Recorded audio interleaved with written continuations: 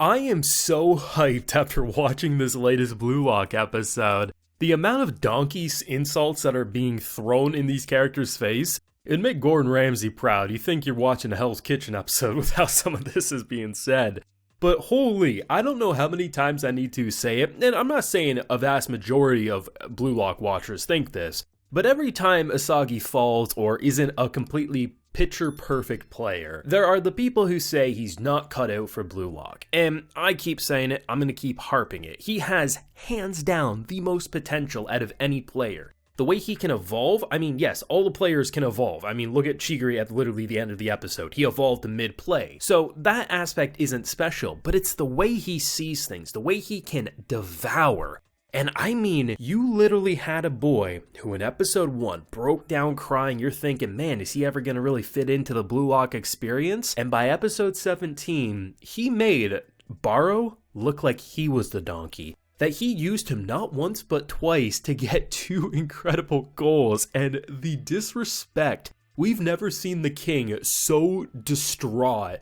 You would never look at this man in some of these shots and say he's the king of the playing field, but that's exactly what Isagi did, and him and Nagi were absolutely mopping the floor. Yes, we are at a 4-3 standstill here, but wow, this is an episode. Now, full live reaction to today's episode available on the Patreon. I mean, I love reacting to Blue Lock. It's easily one of the best shows to cover. So if you want to see that and see all my excitement in full, do consider supporting the Patreon. But yeah, this episode, fantastic. I actually thought maybe we'd finish this match all in one episode here, but honestly, I'm glad it's carrying in, because every time you think you found a new favorite match in Blue Lock, a new match takes its place. And I think the concept of Barou is such a fascinating one to follow, because you have a character like Nagi, who literally left Ryu and just said like, hey bro, I need to go over with this dude because I see something special. And he's still taking the breakup rather hard, but then by the end of this episode, you really see him shatter because he realized why his bro left him for his new best bro because of the talent that he's obviously radiating. But I love the fact that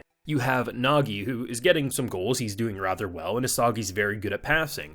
But when we consider the fact that they haven't seen them play since they formed the team, right? So they've been evolving without them knowing. So you look at someone like Isagi, I mean, prior to them saying, hey, who should we pick if we win? Should we take the king? Should we take Isagi? Well, no, Isagi, probably not. Let's go with Nagi, right? So they're underestimating because they know he has talent, but they didn't realize how much of his talent has been refined. And to see in this episode him go from just being the one who passed to then ending up passing to Nagi so he could pass right back and get a goal right under their nose, to then how he then just completely disrespects and uses Barou kind of being the one to get in the way so that he can steal the ball and just the pass.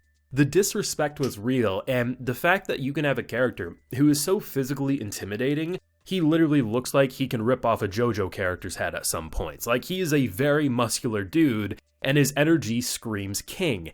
And the fact that Isagi, of all characters, could, I mean, he's not even seeing the glowing images that we do. He just sees a boy with a dead stare being like, stay out of my way. And I'm like, I'm getting shivers, man. The fact that the only way you will get through to a character like Barou, who says, I would rather lose than help someone else get goals. I will win or lose by my own playstyle. How do you get through to someone like that? Well, you devour them. You use them in order to piggyback off you and Nagi so you can get your own goals, and maybe they'll end up being able to break through to them and you'll work. And if not, well, eventually they'll lose and someone will probably take him from the team anyway.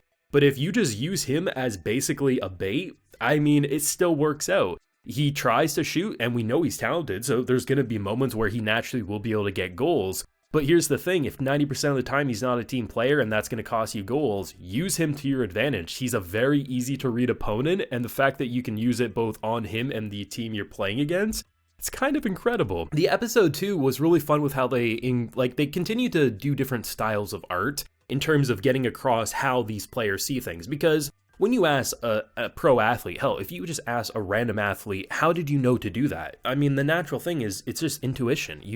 You see where the ball's going to go. You predict where the ball's going to go. But what this anime does a really cool job with is that moment initially when Nagi had like about 12, 14 lines that were showing different paths the goal could take and the pass could take in order to make a goal happen. I like that. I like seeing the skulls basically represent it's just a dead end. There's a lot of really cool details that they use. And something I continue to praise is the puzzle aesthetic. So the idea of like things falling into place, because at the start of this match, it kind of felt like you took one puzzle, that being Isagi and Nagi, you took a different puzzle, that being Barou, mixed all the pieces together, and you're trying to make two different puzzles with the same pieces. Like, it just wasn't working out. But by basically just pushing him away and saying, if you're not going to be a team player, we're going to devour you, we're going to use you, and if you can get goals, that's excellent. But I mean, the fact that even after getting that 4th goal for Chigiri's team, Isagi wasn't depressed, he was more fired up than ever. And I mean, he's popping off, man.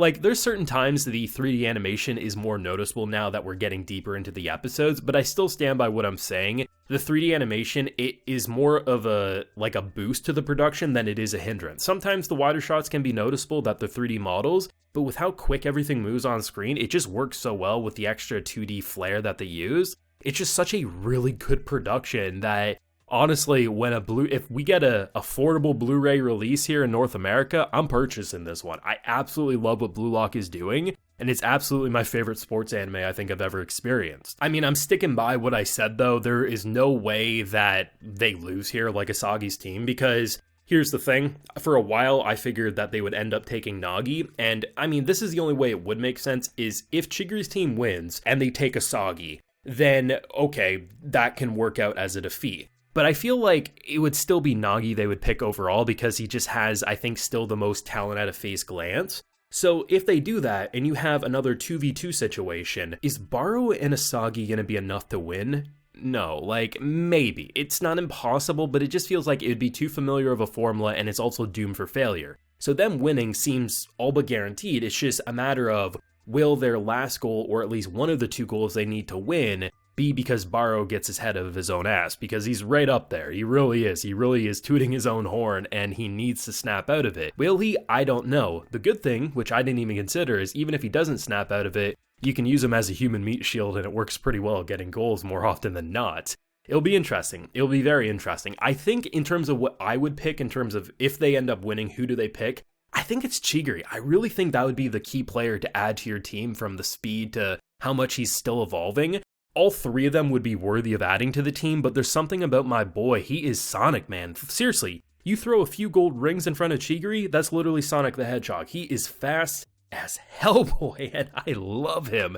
And I think that's another reason I just want to see him on our team again, because he's just such an amazing player, and it's just such a different dynamic to all the others, right? But I mean, I'm a happy camper. I'm excited. I'm ecstatic. I can't wait to see more, but I will pass the torch over to you. What did you think of the king, aka the donkey, and everything that happened in this week's Blue Lock episode? Do let me know down below. Leave a like if you enjoyed, subscribe if you're new around here, ring that bell so you can get as many notifications to the channel as possible, and of course, as I mentioned, got that full live reaction over on the Patreon. You can also get video shoutouts among other perks as well, so please consider if you so wish. So until next time, everyone, please take care and have a good one.